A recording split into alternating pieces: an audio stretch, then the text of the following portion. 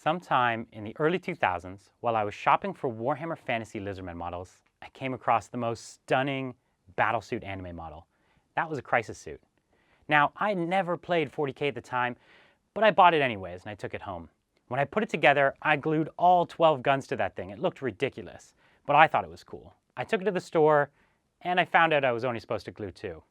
Well, I've learned a lot since then, and many years later, Tau is now my favorite 40K army. And it's also the one that I've played the most with at competitive events. So today on Game Room, I'm excited to take you through the Tau army, give you an overview of the 8th edition rules, and show you my best tips and tricks. Stick around.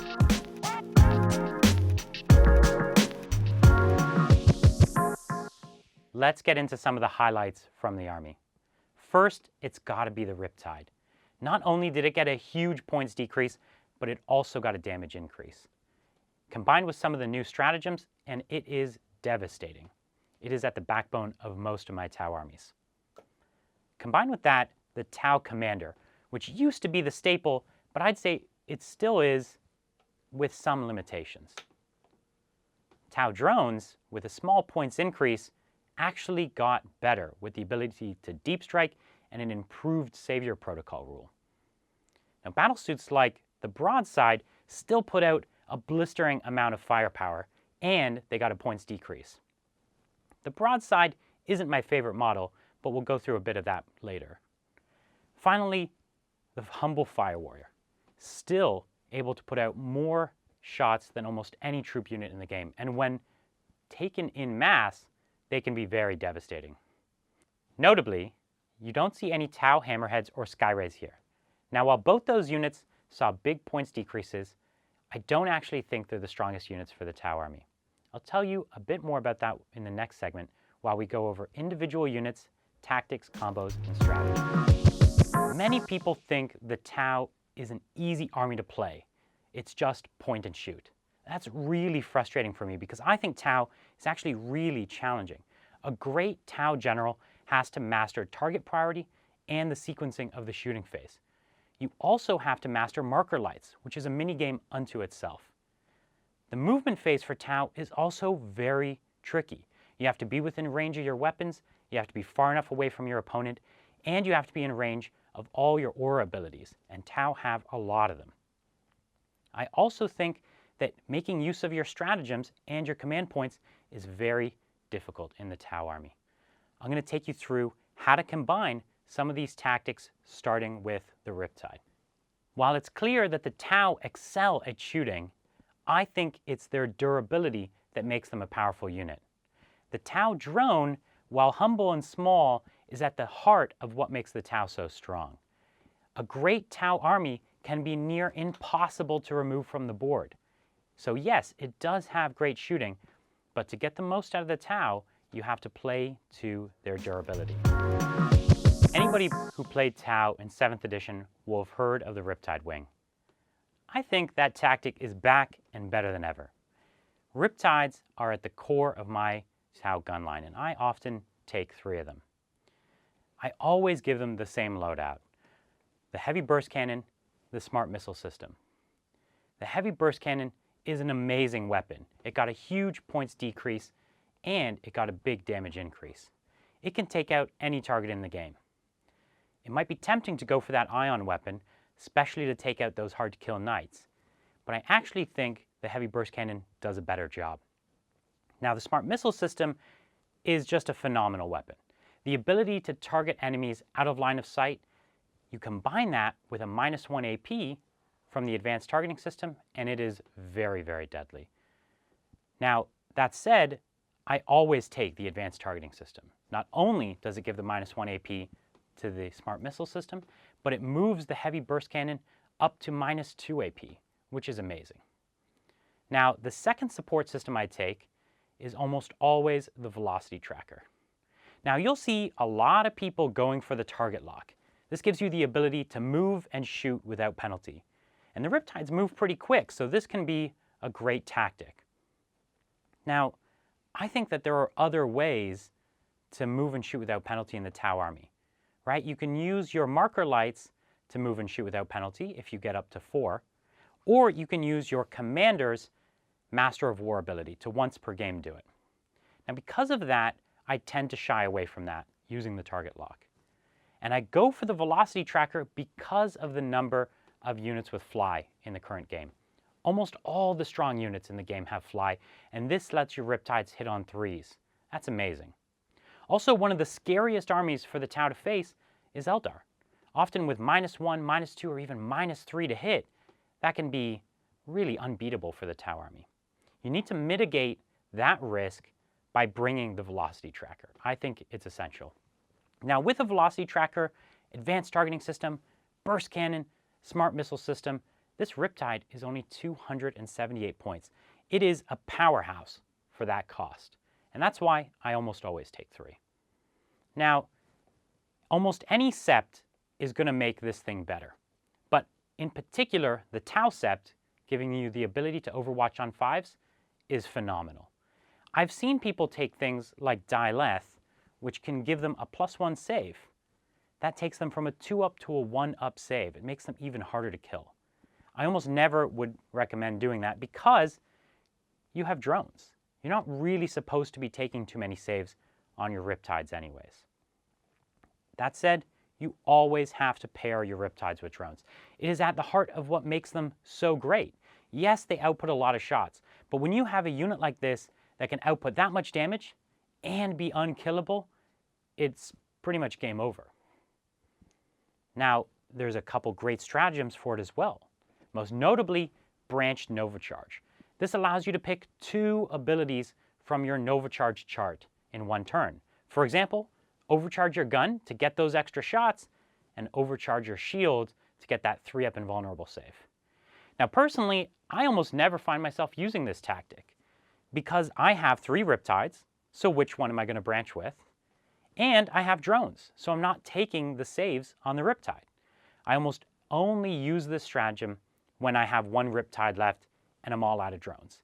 And I use it to keep that Riptide alive into the late game. Automated Repair is another great stratagem. It allows you to recover D3 wounds in any player's turn. Now, if you have a Riptide right on the edge of a damage bracket, use that stratagem, boost it up. Or, if you think an opponent might be able to take one out this turn, boost it at the start of their turn and at the start of yours to get it from critical back up to a lot of health. It can be very frustrating that when you finally start taking wounds off the Riptide and seeing it go back up to its full damage bracket. I also think that you combine it with some stratagems from the Warlord, like the ability to ignore cover or reroll all of its wounds, and a single Riptide can take out almost any unit in a single shooting phase. You can't talk about Tau without talking about drones. Drones are perhaps the most signature unit in the entire Tau army. Now I know most of you might think it's battlesuits, but I think drones are what make the Tau army so unique. For those who don't know, a Tau drone can take a wound for any nearby infantry model or battlesuit model. That means you shoot one of these Riptides with a las cannon, instead the drone takes it. That means if you have drones around, your battlesuits and your infantry are basically unkillable. This is huge, and it is why the Tau is so strong. I see people bringing battlesuits and characters without drones, and I just think that they're not really sure how to play Tau. I always have a good batch of drones. Now, there are 3 kinds of drones you can pick from. There are gun drones, there are marker drones, and there are shield drones. Now, I think all 3 of these drones are great and very useful, but for me, the shield drone is the biggest winner. A drone is here to keep the rest of your army alive, and the shield drone does that better than any other. It has a 4-up invulnerable save and a 5-up feel no pain. This means if you manage to shoot it directly, then they're really hard to kill. Remember, they're toughness 4, so your average bolter isn't really going to kill them very often. And if you're shooting at my Riptide and I pass the wound onto the drone, the 5-up feel no pain doesn't mean that you're always going to kill a drone. So they stick around longer and they're a lot harder to kill when you target them directly. That means they're around to do what they do best later into the game. So for that reason, they're my absolute favorite. The marker drone is my second favorite because everyone knows marker lights are very central to Tau, and to me, they are one of the best platforms for marker lights. First, they're drones, so they get to soak up wounds. So when you're paying a point for a marker drone, it's doing a dual purpose of having that marker light in your army and having more durability for your suits. But also, it can move and shoot without penalty. That means you can start your drones hidden, move them up and shoot, and you don't suffer that penalty to hit for firing a heavy weapon and moving. Now you have to pair it with a drone controller so that they can get +1 to hit. This allows them to hit on 4s, same as pretty much the rest of your army, and with the move and shoot, it means they often shoot better than things like Pathfinders or Fire Warriors with marker lights. So for that reason, marker drones, pretty much my favorite kind of marker light. Now gun drones can output an enormous number of shots. But gun drones are a little more expensive, 2 points more, and realistically, they're there to die. And so I often don't want them up in the front trying to shoot things when they should be back, protected, and keeping my battle suits alive. Also, I don't want to pay more for a drone that I'm just going to remove from a mortal wound. So for that reason, unless I have a particular tactic in mind, I usually don't bring too many gun drones. Now, I almost always deploy my drones out of line of sight. And in fact, if I can do it, I keep them out of line of sight the entire game. Drones are here to protect my battle suits, and so I need to keep them alive to do their job. If you're playing in a tournament setting like the ITC, ruins like this one here completely block line of sight on the first floor, and there's almost always a couple of them on the board. This means I can deploy my drones inside this ruin, and my Riptides just outside, maybe above or even behind, and they're still getting the benefit of the Savior Protocol without the drones being targetable.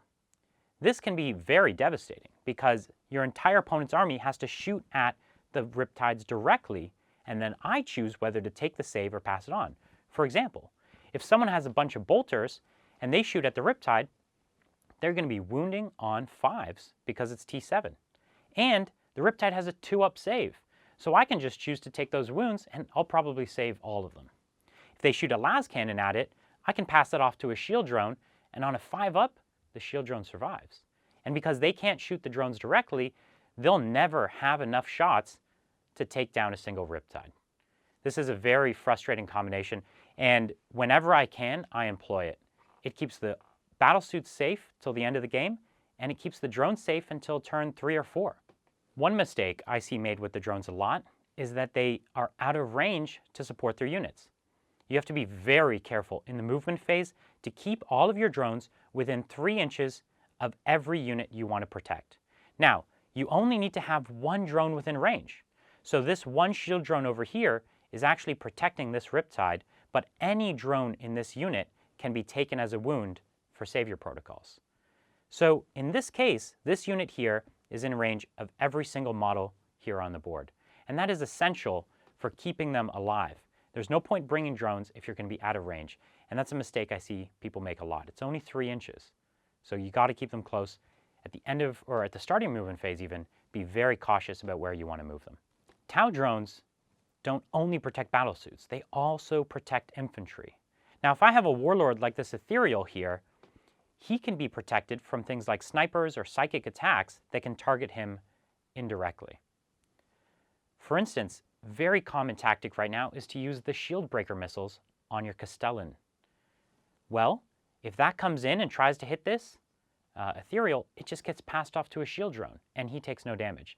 This makes your army all but immune to snipers and character targeting techniques. And of course, the drones also work in close combat.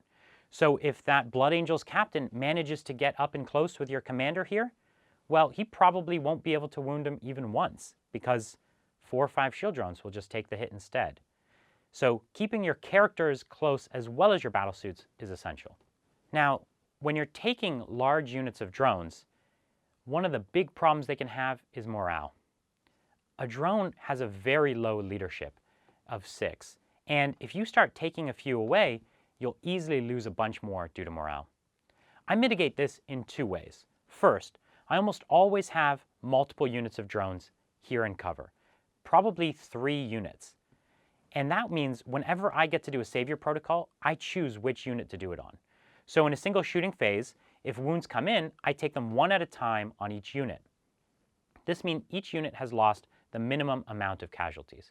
It also means it takes longer for my opponent to actually kill any one unit. Now, with this tactic, it can actually take a turn or even two to kill even one unit of the Tau army. And if you're playing in a competitive setting with kill points, this can give you a huge early advantage where they're not killing anything of your army for the first 2 turns. Additionally, if you have an ethereal in your army, he gives the drones leadership 9. This means if you're only losing 1, 2, 3, 4 from a unit, you probably won't suffer any leadership issues for the entire game. And that's exactly what I do, because the ethereal not only gives that leadership bonus to my big drone units, but it gives other powerful abilities to all my battle suits. For instance, if they stand still, which they often do, they get to reroll 1s without marker lights. This allows me to target almost any unit on the board and get my reroll 1s. And if I'm shooting at a flyer, I'm also getting my plus to hit. Okay, so it's the Tau player's turn. And here I've deployed my Riptides, drone, commander, and ethereal all in an optimal position. You'll notice the drones are all inside this ruin. And if we were playing by ITC tournament rules, they would be untargetable because the first floor of a ruin blocks line of sight. So that means all of these great drone killing guns, the robots and the rangers, won't be able to target them. Now the Riptides are also far back. That means it's going to be really, really hard for anyone to charge them. For example, this Riptide here is inside the ruin, this one just on the other side. It's too far for the knight to get around, and the knight can't charge through the ruin. We have these walkers here. They will be able to get to this Riptide, but since everything is within 6 inches of one another, they're all going to get to overwatch when those charge. And I actually think if those two were to charge this group, they would die in Overwatch. So we don't really need to worry about them because they don't have any shooting and they can't survive the charge. Everyone's within range of the Ethereal's ability, and everyone is in range of my commander should he try to use his Master of War ability. So with that in mind, we can start our turn and see what we would do. Well, I'm not going to do any movement. So before we finish the movement phase is to use our Nova charged abilities on our Riptides. Now this can be done at any time in the movement phase, so you don't have to do it when you move them, but you have to do it before the end of the phase. Additionally, we have our Ethereal's ability. Now this is where we can think what we'd like to do. The Ethereal has 2 relevant abilities. One of them is going to allow us to reroll 1s if we didn't move, and no one here moved. The other ability is going to give us a 6-up Feel No Pain. Now, because we've decided that we're going to split our fire this turn, rerolling 1s is not a bad idea. For example, if we take the Riptide's smart missile systems and put them over at the Rangers, and then we put the big guns from the Riptides into the Knight, we might want reroll 1s because all of our marker lights could go at the Knight. So let's do that. We'll declare that the Ethereal is going to give us reroll 1s, and that way all the battle suits here are going to get that ability.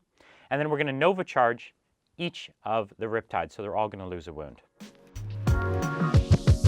We have several targets on the board here that we'd want to take out. Clearly, this Knight is the biggest threat, so we're probably going to shoot at that. We have these Castellan robots, a few Rangers, and the Walkers.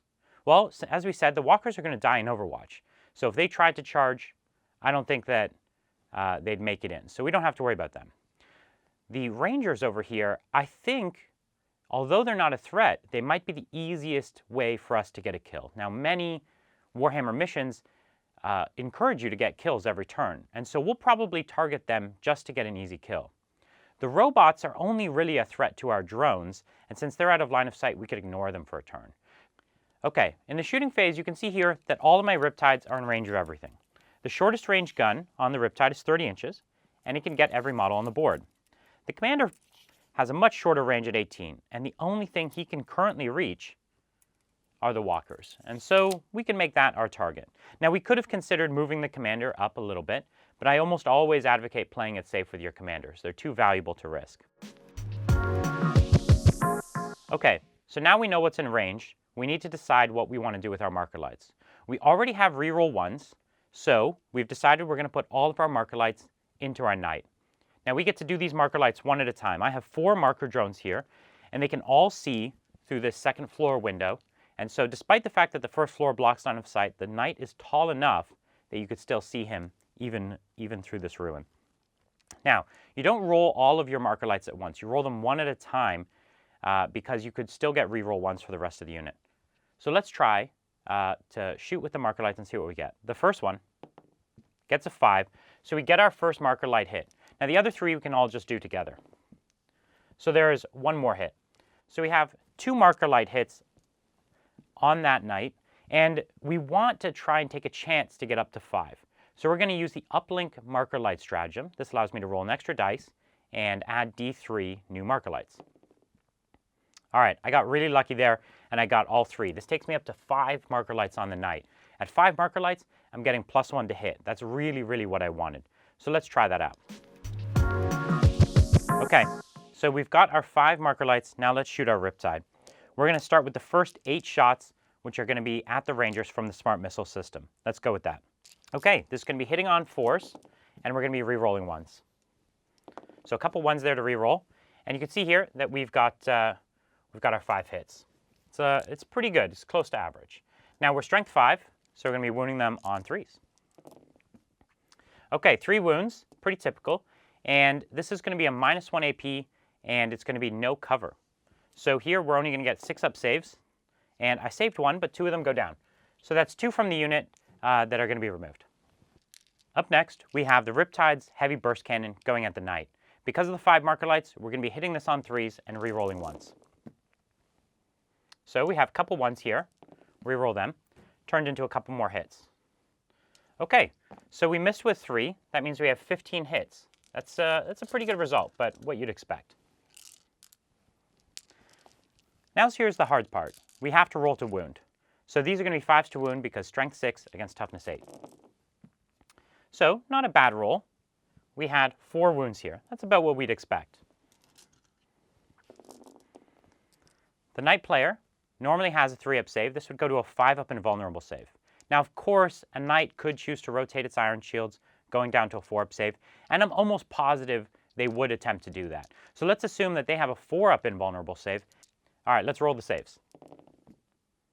All right, so perfectly average. They save 2, they fail 2. That's first 4 damage coming through. Now, that's only 4 damage from a single Riptide. If we repeat that over and over again, it's not going to be much. It's 12 damage. It's going to take it halfway down, but it's not going to kill it.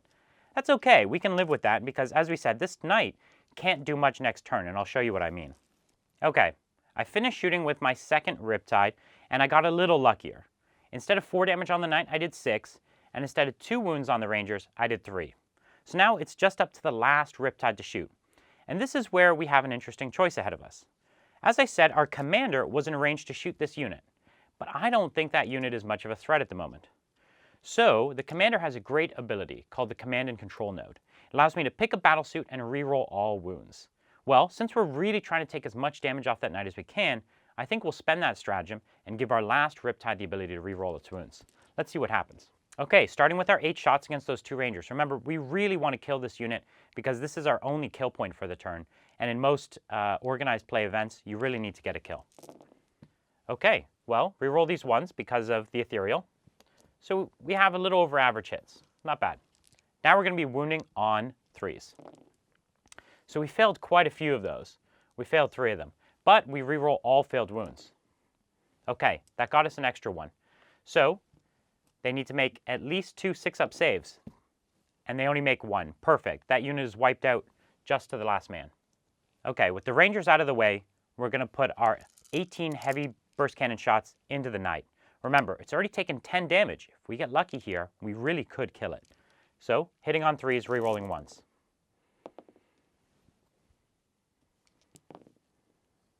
Okay, we only missed 2 there. That's 16 hits. Great start. Next up, we have the wound rolls. These are going to be wounding on 5s. Okay, it's a really good start.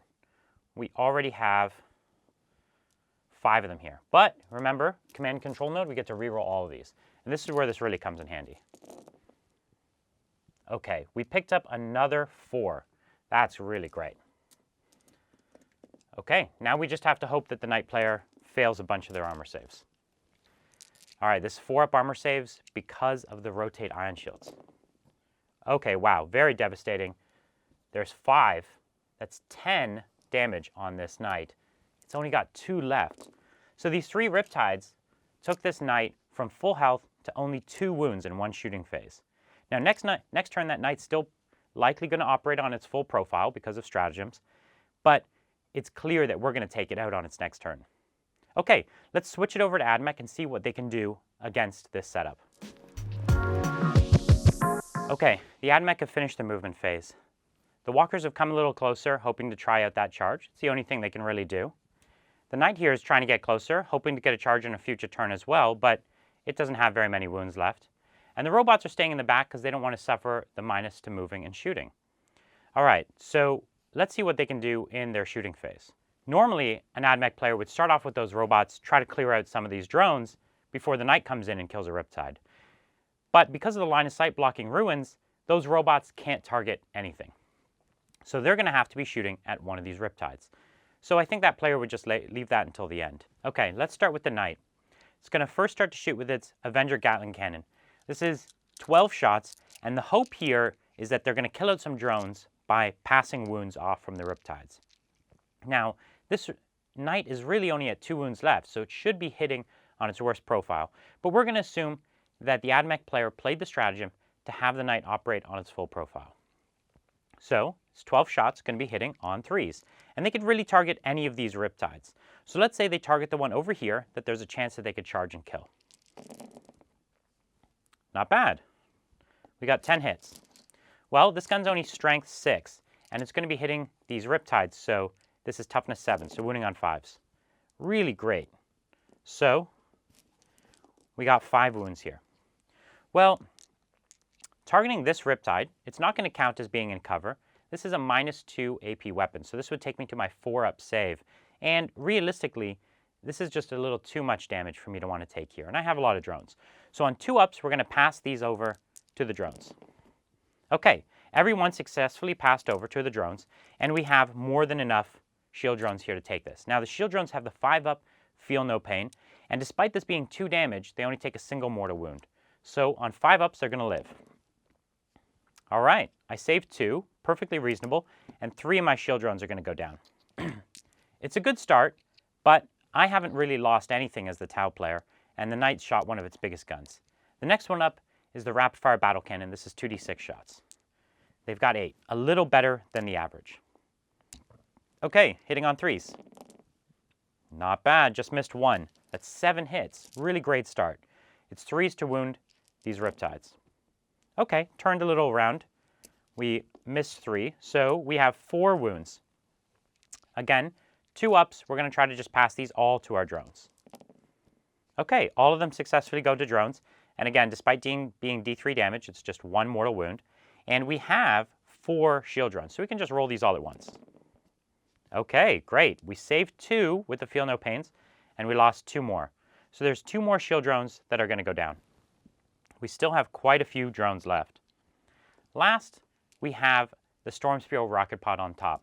Now, they left this one for last in case they got lucky enough to clear the drones. This is a D6 damage weapon, and they could clear a Riptide in 1 shot. Unfortunately, I still have a lot of drones left, so this is probably not going to do much. Let's try it. 2 hits, 3s to wound. All right, 2 wounds. Great start. Let's pass these to drones. Okay, they both went to drones, and despite being D6 damage, it's still just a 5-up Feel No Pain. All right, I saved 1. 1 more went down. Okay, that's everything from the knight, and we just lost a handful of shield drones. I still have quite a few left. And because of the leadership of 9 on the Ethereal, there's a good chance this unit doesn't suffer any morale. Now, those robots would shoot over, and they have a terrifying number of shots, but let's take a look at what actually happens. Okay, the Castellan robots are going to shoot now, but they can't see the drones, so they're just going to pick one of these Riptides, probably starting with this one in the corner here. Now, I have these all equipped out with heavy phosphor blasters, so this is 18 shots for the 2 of them, and let's see what happens. They're going to hit on 3s. It's a pretty respectable roll. They lost a handful. Now, this is only strength 6 versus the toughness of 7 of these robots, so 5s to wound. That's just 2 wounds. -2 AP, and I have a 2-up save base. I saved them both. Realistically, I probably should have only saved 1 there, but you could see they didn't do anything. And if they were targeting those drones, they would have cleared them out, and the knight would have been able to do a lot of damage. Okay, the only thing left is the charge phase. This knight can't actually charge anything. And if you take a look, this would be well over a 12-inch charge for the knight to get to this Riptide here. So the last thing left to charge are these striders here into this blob. Now, any unit they declare a charge against, since they're all within 6 inches, they're all going to get to Overwatch. So this can be pretty devastating. Let's take a look at what the Overwatch would be here with the Tau Sept. First, we're going to start with these marker drones. Marker lights still work in the Overwatch phase, and I can still get reroll 1s to hit. So I have 4 of them hitting on 5s. I got 1. That was all I needed. Now the whole rest of my army is going to have reroll 1s for this Overwatch phase. Because I Nova Charged in my previous turn, I still get the full Nova Charge profile from my heavy burst cannons in Overwatch. Just 2 of these Riptides get to do 36 shots together. So we're going to start with just 2 of them because that's all the dice I have, and we're going to see what happens. Hitting on 5s, remember rerolling 1s.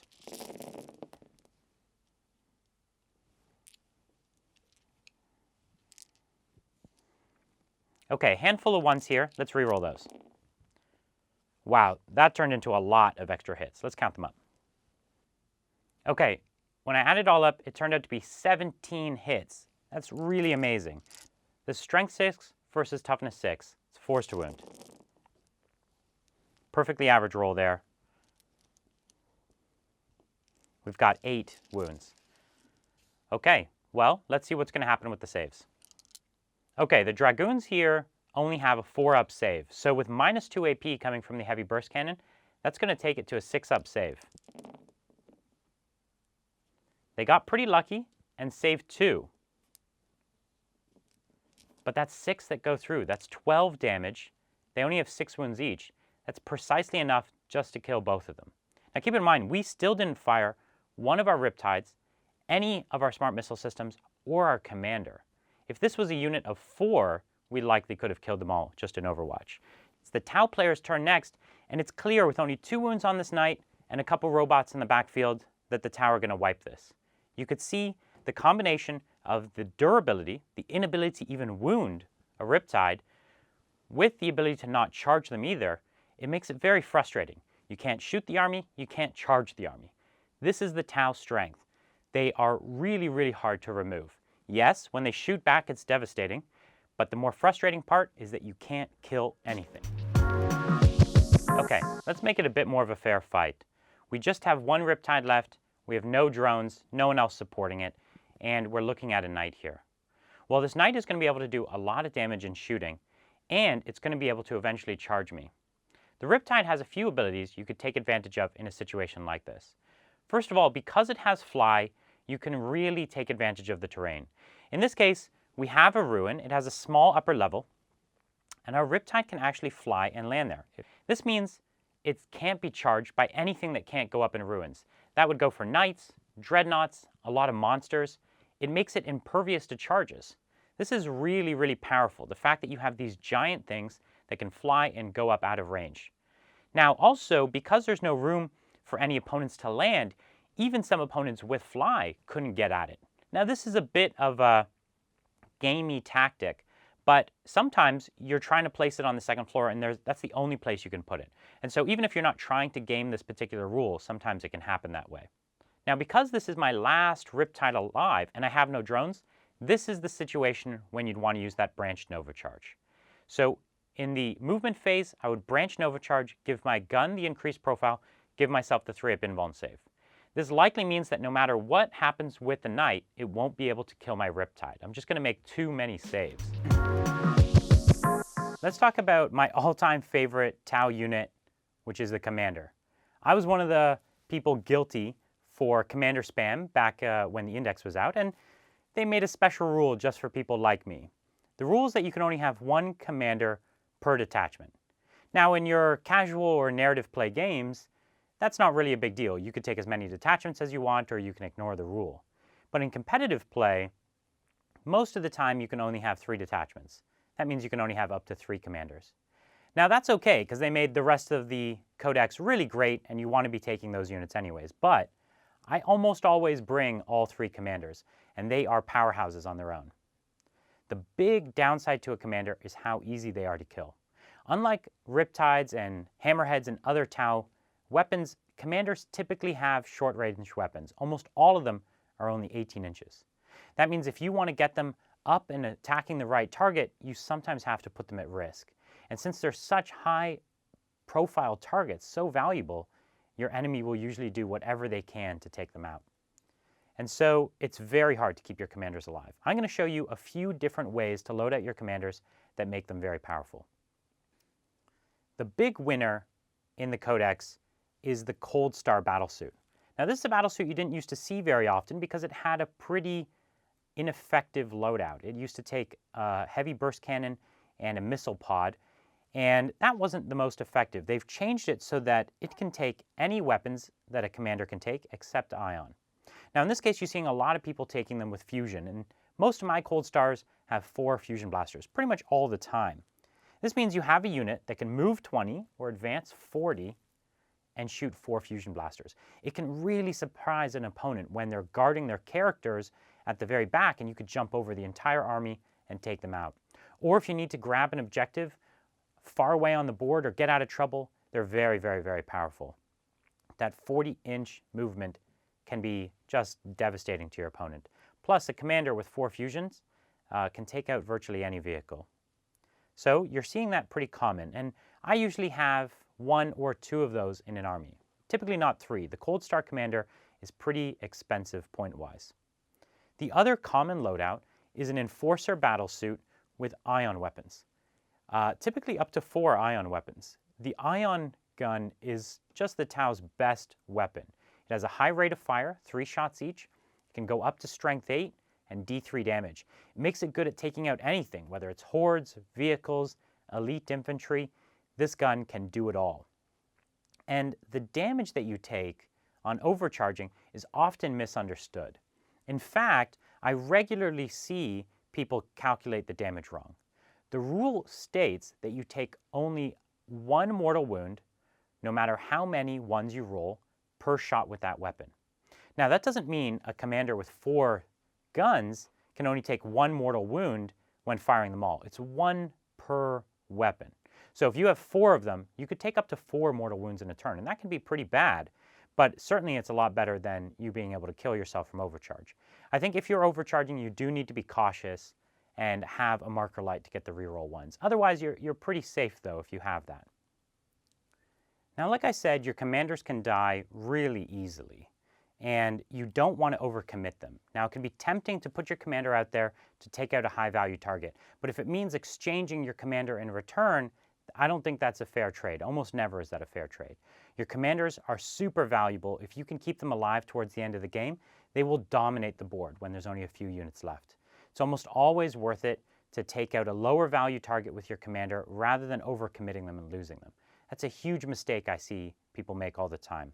The Cold Stars with their 40-inch movement can even be more tempting. There's going to be openings all over the board for your Cold Stars, and a lot of times those might even be traps laid by your opponent, and they'll give you something valuable if it means taking out that commander. If you can keep that commander all game, you're going to win. So be very careful about overcommitting your characters. Now, I don't have them here, but there are several special characters or named characters that are commanders. That's Commander Farsight, Commander Shadowsun, and several from the Index. Now, Shadowsun is the only named character commander that I think is worth considering. And that's because Shadowsun can use the Master of War ability twice. Now, for those who don't know, Master of War gives you 2 choices. You can either use Montka or Cao Yan, and one will allow your entire army to advance and shoot for a turn, or allow them to reroll all hits, as long as they haven't moved. Now, these are really powerful abilities, particularly the ability to reroll all hits. And if you have a tight gun line, and that is the majority of your army rerolling all hits, you're going to do a lot of damage. Shadowsun allows you to use that ability twice. That can be a game-winning tactic right there. If you have a bunch of Riptides or a bunch of Fire Warriors and you're rerolling all misses, for 2 turns, you're going to do a lot of damage. Now, Shadowsun doesn't have the most powerful loadout, and so what I often do is instead of shooting Shadowsun's guns, I use the command and control node stratagem to reroll wounds on a suit, typically a big suit, like a Riptide or a Yavara or something similar. And so when you combine Shadow Sun's ability to reroll all hits and then pick a big model and reroll all wounds, you've got your own little mini Guilliman for 2 turns. With a Riptide, with a set of Riptides, that can be very, very dangerous. Another stratagem I find myself using a lot is the Neuroweb System Jammer. This allows you to pick a unit within 18 inches of a commander at the start of the shooting phase and give it -1 to hit. This is particularly good when your opponent has one massive unit that needs to do a lot of damage. Think like a Castellan Knight or any old knight really with a lot of weapons, or a huge infantry squad that's really going to put out a lot of wounds. You can really take down or temper the amount of damage that unit's going to do. But keep in mind, this is 2 CP. It is very expensive. If you expect to use this every turn, it's going to eat up a lot of your CP. So be cautious to use it when it's really going to matter most. Don't just do it to stop a few bolter hits. Do it to really change the game. The next thing I want to show you is a gambit that you can use your stealth suits to accomplish. Many times you're going to come up against other static gunline armies, whether this be Imperial Guard, AdMech, or even sometimes Space Marines. It's in these cases that your stealth suits can be used to do some particularly risky early or even mid-game maneuvers. Now, stealth suits can be deployed anywhere on the board outside of your opponent's deployment zone, so long as they're 12 inches away from enemy models. But if you deploy them first, they can be as close as they want to enemy models because you drop them before there's any enemy models, and then when they deploy, they can end up being very close. In this case, in this Dawn of War deployment, I've started my stealth suits just outside of 12 inches. Now, I had guessed that my opponent would use this area of the board because it was a good position to put their units in. And so they deployed as normal, and you can see there's a few units pretty close to me. I have seen people do this a lot, and my stealth suits have been able to pull off some pretty interesting tactics. Now, you are taking a very, very big risk here because your stealth suits are out in the open, and if you don't get first turn, you might not be able to pull off this trick. So I would advise you to be careful when trying this, but in a matchup where it was very important that you tied up some units early on, this has worked for me several times. Okay, in this scenario, let's say I got lucky and I won first turn. My stealth suits get to move 8 inches, which means they get to jump right into this ruin, right over top of this unit of Rangers. Now this is a pretty interesting position to be in, because as you'll see, in my shooting phase, I get the opportunity to shoot at these Rangers, and then I'll be able to charge through the building and tie up these robots. But my tactic isn't finished. What you can't see is on the other side of the table, I have 2 Cold Star commanders with 4 fusion blasters each, and they're coming over here to try and take on this knight. And I'll show you an interesting combination, and this is the tactic I use to keep my Cold Stars safe when they're way up the board. Okay, my 2 fusion commanders have now jumped up here, and it's a pretty dangerous situation to have them in. I have a knight right here which could fight them, these robots which could do some damage. Even these Rangers could plink a few wounds, but I'll show you how we can neutralize this threat. In the shooting phase, these stealth teams have 24 shots. They're going to be able to all but wipe out this Vanguard squad. So let's assume we take it down to just 1 or maybe 2 models remaining. With the Rangers out of the way, these 2 fusion commanders are now going to be able to shoot at this knight. Now, I was able to get both of them just within 9 inches, which means they're going to be within melter range. It's a pretty dangerous position to be in. We can just fire them all at once, since it would have been the same anyways. So we're going to assume that we managed to get a marker light onto this unit, because we would, and we're going to shoot our 8 fusion blasters. Now they hit on 2s. I have 1 to reroll, and we have all hits. Now that's pretty typical for a commander. They're almost always hitting. Now strength 8 versus toughness 8, this is where it gets a little trickier. This is wounding on 4s. We got a great roll. So 6 wounds came through, and this knight, let's just say, has its 4 up invulnerable save because of rotate ion shields. All right, so it's going to drop 4. It's 2d6 damage. Pick the highest for each. The first one, 6 damage. The second, just 2. The third one, 3. And the fourth one, a 5. That is not bad. That is 16 damage to that knight just from these 2 cold start commanders. That's a really excellent start. We couldn't have asked for more than that. Okay, now in the charge phase, these stealth suits are going to charge the robots. But because they're in the ruin, and we're saying that's going to block line of sight, the robots can't even shoot at them for overwatch. Additionally, because the robots are within an inch of the wall, I don't even have to come out of the ruin to charge them. So I'm going to get an automatic charge. Additionally, I could charge this one last ranger, and we'll go into him. Now, if we wanted to get extra tricky, we could attempt to try and wrap around the ranger, but there's a pretty good chance he's going to die. But let's try it anyways. So with our charge move, we're going to surround this ranger so he can't fall back. Now in the fight phase, we're likely going to do no damage, but that's not what we're here to do. So we have 6 attacks on the ranger, and we actually want to fail. So we have 2 hits, and we have no wounds. That is exactly the situation we wanted. We want that ranger to survive, so then he stays trapped. Now we do no damage to the robots, and they can fight us back, but you'd be surprised at how hard these stealth suits are to kill in combat. Their -1 to hit persists even in close combat, and that can be really devastating. That's why I love charging them into things. In fact, you charge most vehicles who hit on 6s, and they can't even hit you back. It makes them really excellent at charging, and people don't think of Tau doing much in the assault phase, but my stealth suits charge nearly every turn they can. Okay, the Castellan robots pile in, and they'll get a chance to fight. They're 3 attacks each, and they normally hit on 4s. They're going to be hitting on 5s. So only 2 hits, strength 6, 3s to wound. There's 2 wounds, but it's no AP, and I have a 3-up save. So I make 1, I fail 1. One of my stealth suits loses 1 wound. That's really not very much damage. And let's take a look at the situation this creates in the next turn as we go into the AdMech turn. Okay, it's the AdMech turn, and they've done their movement phase. The robots have fallen back, the knight has come around, and the ranger here can't actually fall back. Now, we have a problem because the robots can't shoot, and the knight can't target the commanders because they're not the closest unit. And it can't target the stealth suits because they're engaged in close combat. Even if they were out of close combat, he would have to put all of his shots into them and couldn't hurt my commanders. This allows me to have another turn of shooting or to jump away to safety and another situation like this somewhere else on the board.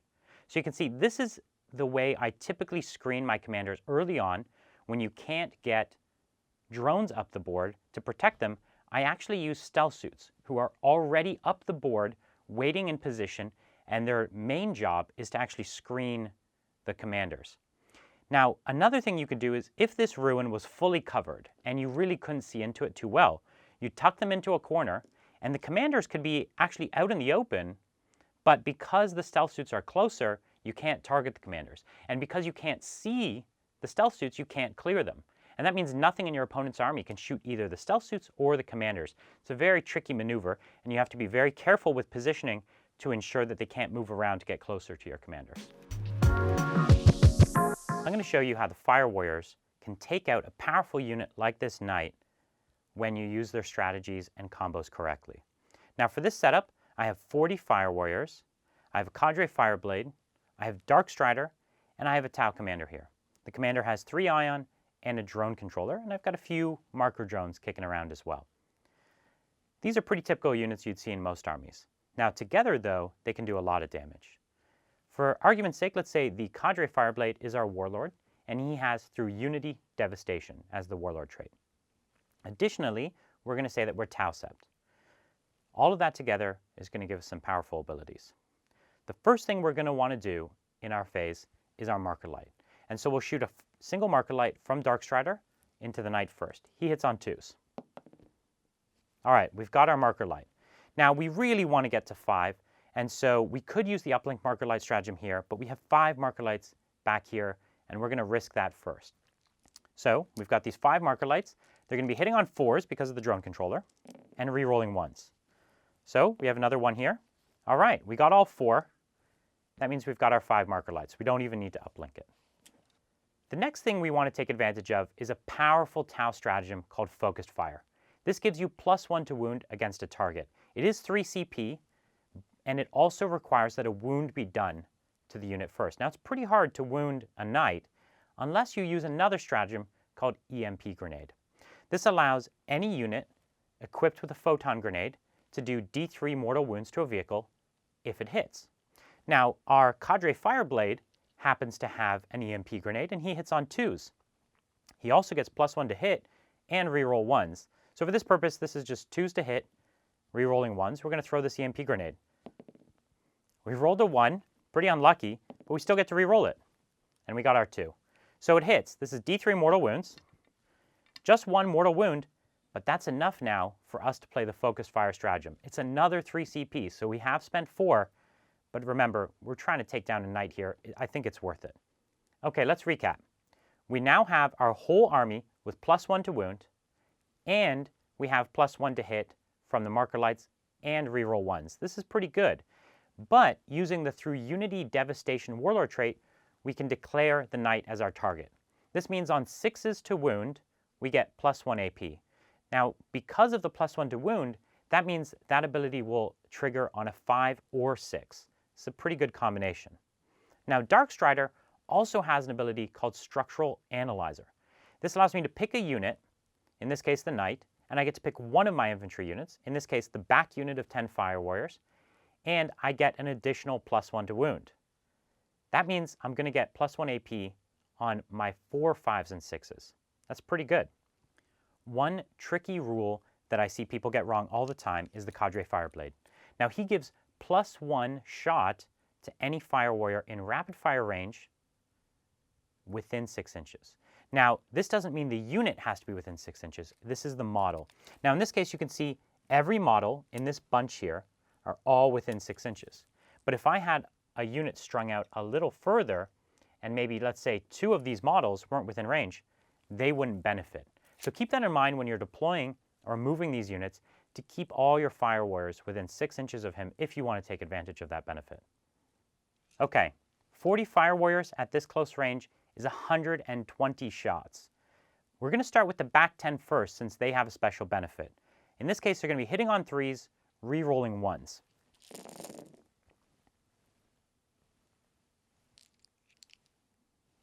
Okay, handful of 1s there. And we converted them, bunched them into hits. Let's take a look what we got. Normally, my strength 5 gun would be wounding on 5s against the T8 of this knight. But with focus fire, I'm getting +1 to wound. That's going to take it down to a 4. With Structural Analyzer, it's going to take it down +1 again. Now, I'm wounding on 3s, and any 4s or higher are -1 to hit. Okay, it's not too bad. So we missed with 5, and all of these are -1 AP. So that looks to be about 13 of them. The knight would normally have a 3-up save. This takes it to a 4-up. That's a lot of wounds. That's 10 damage. And we still have 2 more wounds on 3-up saves. They pass those. So 10 damage from my first unit of 10 Fire Warriors. That's devastating. This knight is now down to only 14 wounds.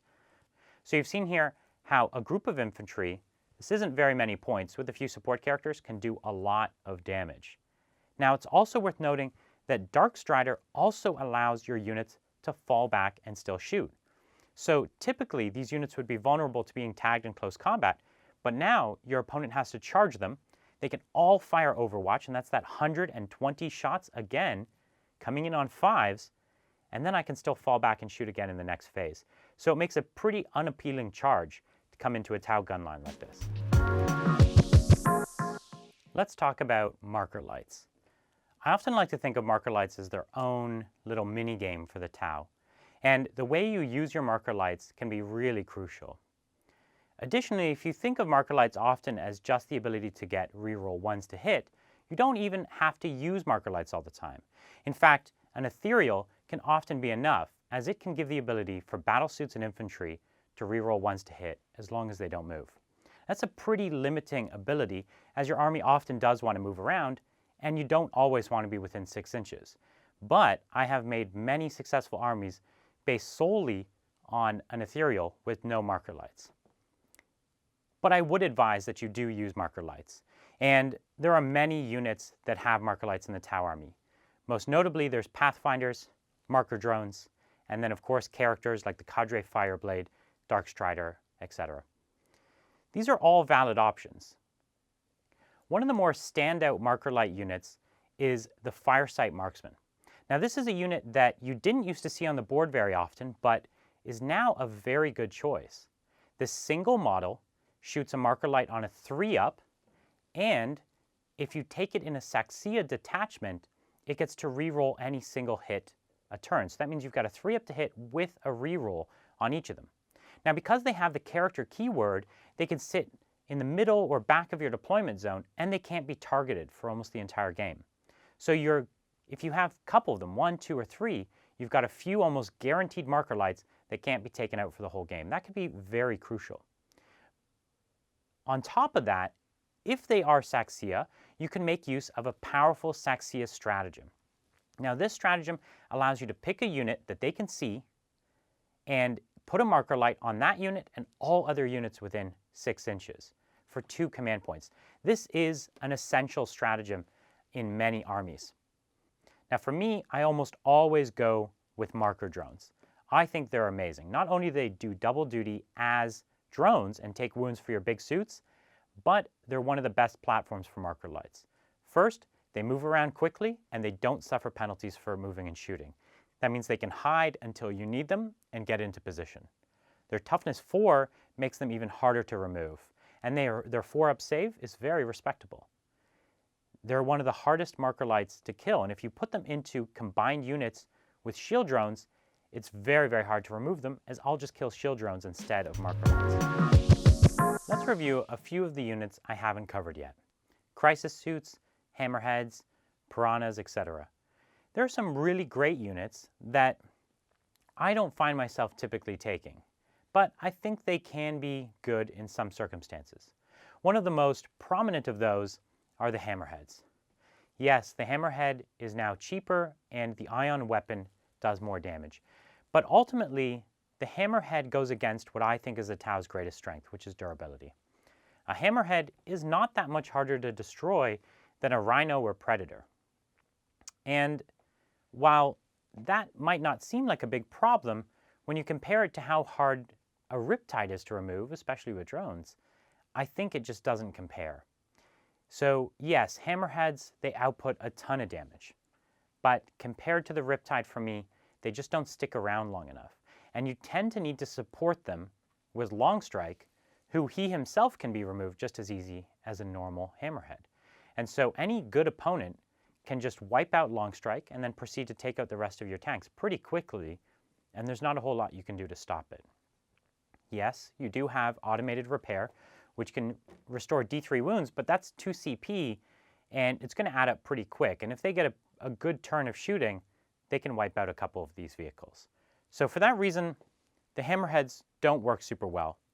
But if you come up against an opponent that doesn't have las cannon style weapons, they can be great. You know, I've played a bunch of hammerheads against Tyranids recently, and the amount of smart missile systems coming in, hitting on 2s from those tanks was very, very powerful. But against most armies with the long-range firepower, your hammerheads are just going to be removed too fast. Let's talk about crisis suits.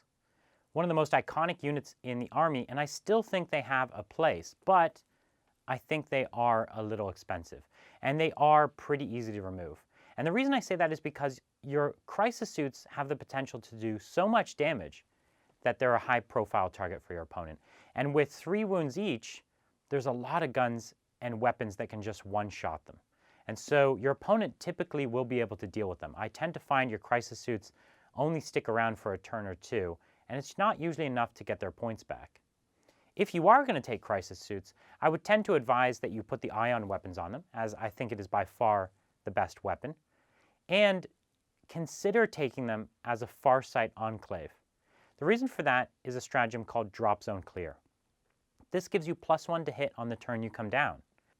Not only does this mean you can't take mortal wounds from your ion weapons because of +1 to hit, but it means you're going to do a lot of damage that first turn you come down. So even if your crisis suits end up being destroyed, it means that you're typically going to take out a high-profile target. If you are going to deep strike your crisis suits, you also want to make sure that you tend to play with what range they do have.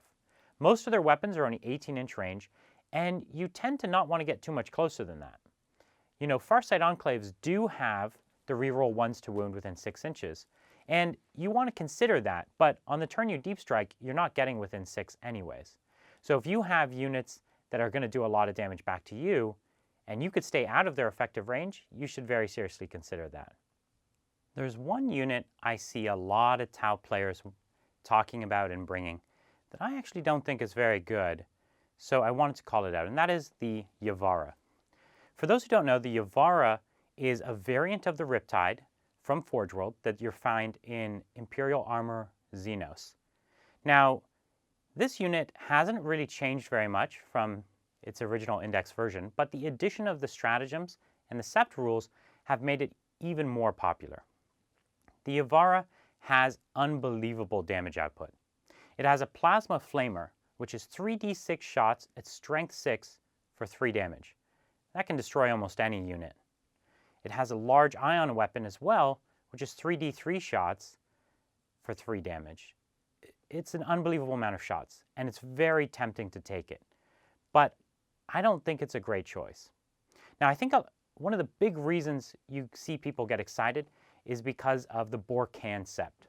This gives you plus 6-inch range to your heavy weapons. Now, that was previously a limitation of the Yavara. Its guns didn't have as long of a range as the rest of the Tau.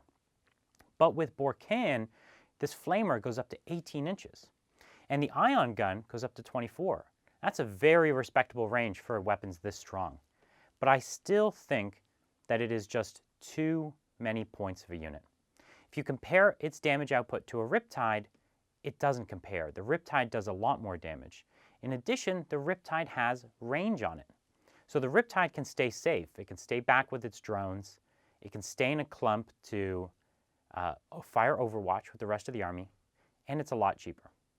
So the Yavar for me just doesn't work very well. It relies on your opponent making mistakes.